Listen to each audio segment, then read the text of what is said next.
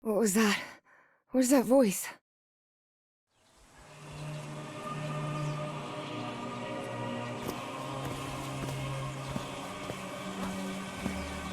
This is the story of a young girl. A girl who had strange and disturbing dreams.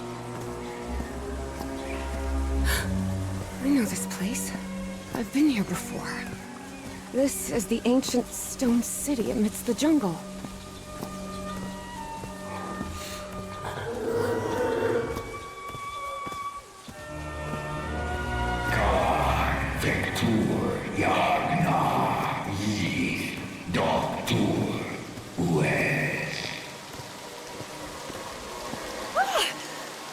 Oh, sweet Jesus.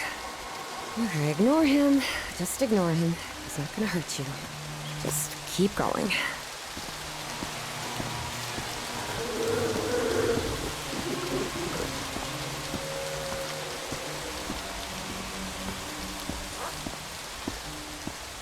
This constellation. Where am I? This is not the Earth.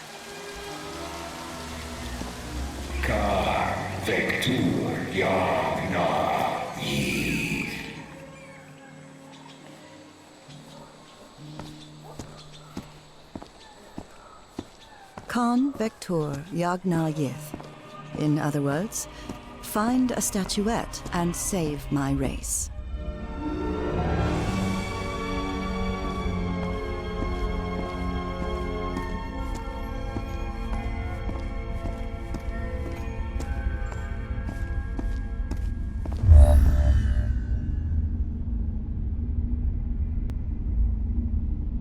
The statuette! Here it is. Finally! I have to get it, I have to...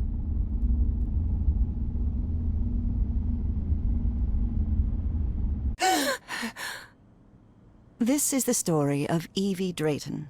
Quick, quick. Before I forget. Where did I put my notebook? I have to write everything down. Looking for answers was part of Evie's observant nature and analytical mind. Her recurrent dreams began shortly after a period in 1956, when she'd completely lost consciousness.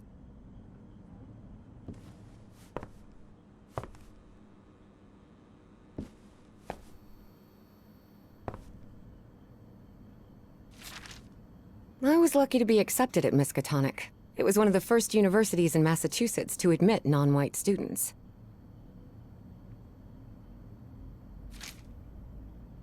Uncle Mo showed me a trick or two when I would help him in the motor shop. Tinkering with gadgets always puts me at ease. I couldn't leave my science fiction book collection in Benoit.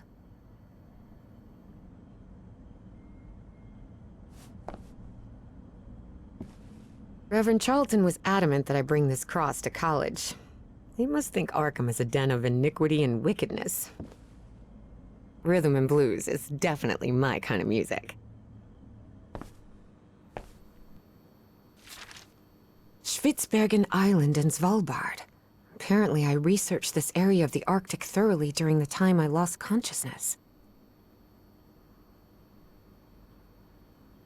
Spitsbergen Island. This photo was taken during my amnesia. I don't remember anything about it.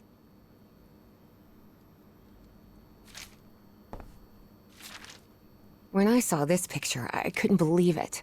It's the same statuette I always see in my dreams.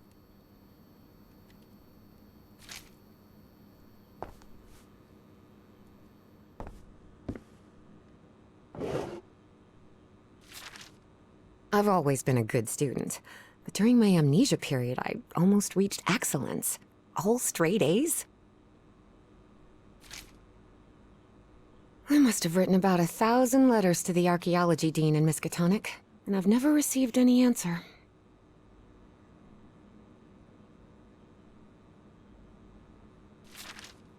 I wish Papa had never taken that job in San Francisco. He'd still be with us.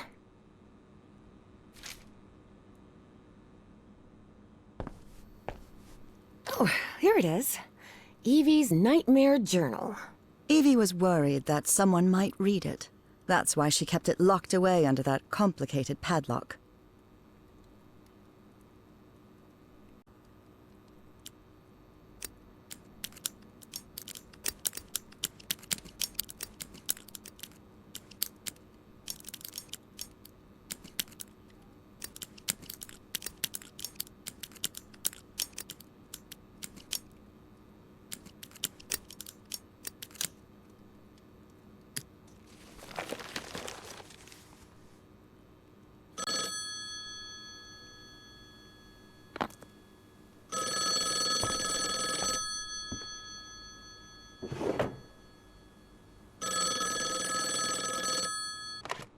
Yes, Is this... are you Evangeline Drayton? that's right. Who am I talking to? I am the Dean of Archaeology at Miskatonic University. I believe you wanted to ask me some questions, right? Yes. Yes, of course. It's a pleasure to finally meet you, Professor Meet me today at 6 p.m. at 5 Prospect Road, outside of Boston. Boston? That's almost a 2-hour train ride from Arkham. I thought Do you want to talk or not? Yes, of course. I'll be there. 6 p.m., Prospect Road. See you in a couple of hours, Professor. All right, I should get ready. There's a lot of information here about my strange dreams and my amnesia. I'd better go through it again before I leave. I don't want to miss any questions when I talk to the professor.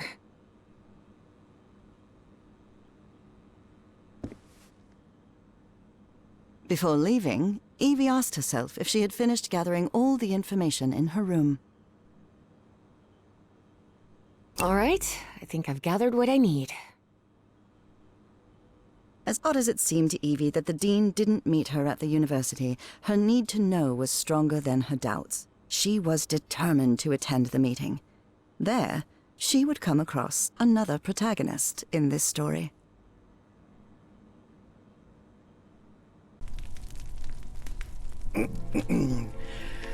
So, you have finally decided to talk to that young lady, Professor. Yes. Acknowledging responsibility for our previous mistakes is vital to moving forward. You've taken a crucial step in... Listen, there's no need for us to talk, Doctor. The only reason I let you into my house is because you insisted it was necessary to prescribe my medication. This is also the story of a sad, guilt-ridden, and lonely man. This is the story of my husband, Professor Harry Everhart. Yes, I know well enough that discussing the effectiveness of our therapy sessions with you is futile. But you need to understand that therapy is just a part of the whole treatment. Without it, I can't go and... Ask whatever you deem necessary and let's get this over with as soon as possible. Fine. What about your position as Dean at Miskatonic University? We talked some time ago about your relationship with work. It was somewhat obsessive. I didn't say that. You did. Well, you told me you practically lived secluded in this very home, and the only thing that drove you to leave it was your job obligations. So, how would you define that?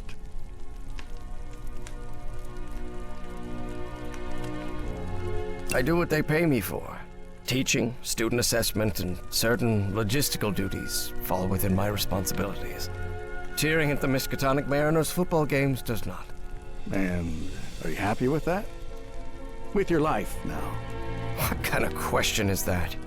Well, I'm asking it because it sounds like you're subjecting yourself to a kind of self-punishment. I am not. Next question. There's another topic you've never wanted to delve into, Professor. Would you now be open to... You're going to do it anyway, so go ahead. Okay. What happened to your wife, Professor? She died at home after a long disease. Harry hated giving details about my death. Especially if those details meant talking about a certain expedition, and deaths other than mine. I see. And how do you feel about that and all? What's my wife got to do with all this? You see, the reason I'm asking, Professor, is because when we began therapy, you mentioned visions. Some sort of oily shadows casting themselves on the wall. You mentioned those visions began shortly after whatever happened to your wife. So, tell me, do you still see those shadows, Professor? No, not since I started taking the medication, at least. Harry had tried everything, and none of it worked. Not even the medication that helped him sleep could take away those oily shadows. But he kept it to himself. Listen, there is something different I want to try in today's session. I believe hypnotherapy might... Don't even think about it. Hypnotism is a scam. Professor, with all due respect, I believe you're mistaking mesmerism with hypnotism. Even so, if you want me to prescribe the... You won't give me my medication unless I submit to your quack experiment, is that it? Well, I'm deeply sorry you see it that way, Professor. But I need you to trust me in this. Then go ahead. Wave a pocket watch in my face if that's what you need to do. There's no need for pocket watches, Professor. The sound of a metronome will be more than enough. I need you to relax and free your mind. And think of something pleasant. A fond memory, if you will. Something that took place here, in the Everhart Manor. A fond memory? In this place? It wasn't easy for Harry to find a fond memory in the same manor where he had spent an extremely unhappy childhood. Maybe. Maybe. December 1930. The last Christmas my wife and I ever spent at Everhart Manor. She insisted on coming, despite my parents never approving of our marriage. But that was the kind of person she was. Interesting. Tell me more about it, Professor Everhart. Every time I gave her a present, I prepared a little scavenger hunt. She loved it. She loved solving my stupid riddles.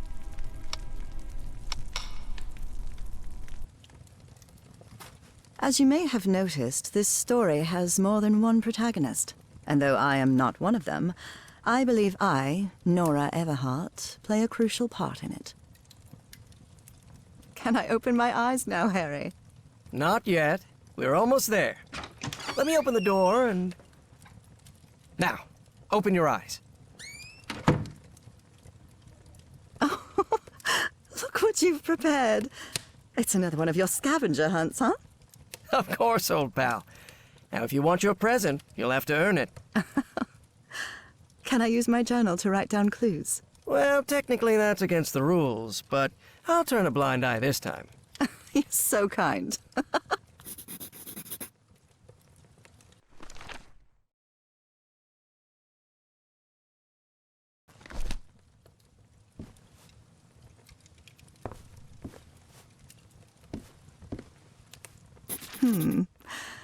What are you up to now? Oh boy, what a drawing. Is this supposed to be a tree? Of course it is. I'm doing the best I can with my limited art skills. Well, at least you're good at playing the piano. Wait. There's something wrong in this memory. This wasn't... Ignore it. Focus on that moment. Your wife. That happy memory. Tell me you didn't vandalize a piano just for a scavenger hunt, old pal. Nora, who do you think I am? It's just crayon.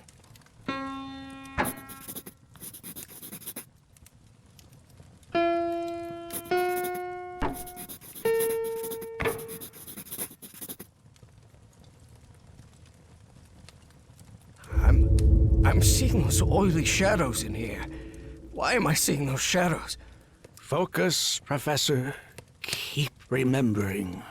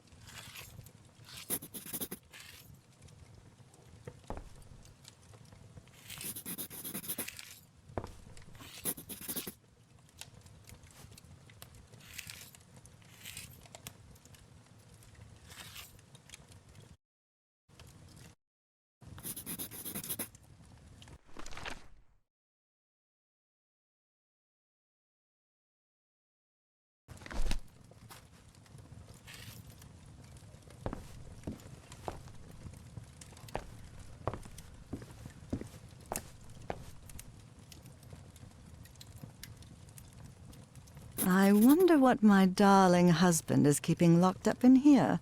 You'll have to put that brain of yours to work to find it.